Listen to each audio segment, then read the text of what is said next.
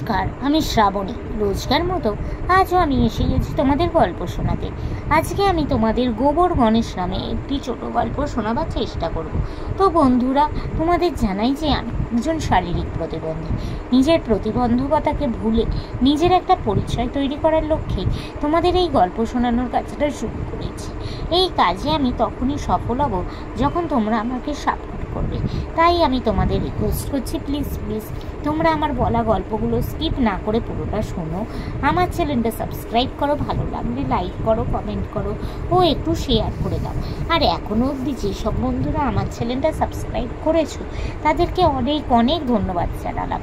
আর যারা সাবস্ক্রাইব করোনি তারা প্লিজ একটু সাবস্ক্রাইব করে আমাকে সাপোর্ট করো। তো চলো তোমাদের আজকের গল্পটা শোনানো শুরু করে দিই।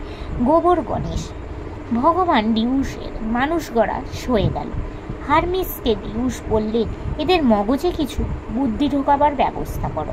হারমিস তখন বুদ্ধি মাপার যন্ত্র নিয়ে ক্ষুদ্রাকার মানুষের মগজ মেপে মেপে বুদ্ধি ঢালতে লাগলো। ফলে মানুষরা হয়ে উঠল বুদ্ধিমান এবং জ্ঞানী।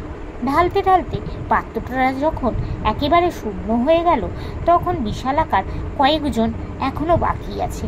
কিন্তু এখন কি হবে? বুদ্ধির পাত্র যে একেবারে শূন্য গেছে, তাই তাদের আর কিছুই দেওয়ার সম্ভব হলো না। তাই তারা বুদ্ধিহীন ও মুখ্য হয়ে রইল।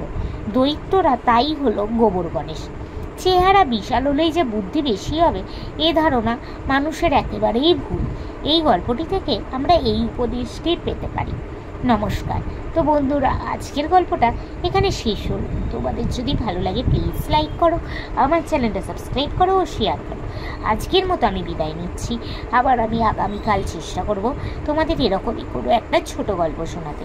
তোমরা প্লিজ তোমাদের বন্ধুটিকে একটু সাপোর্ট করো। আজকের মতো টাটা।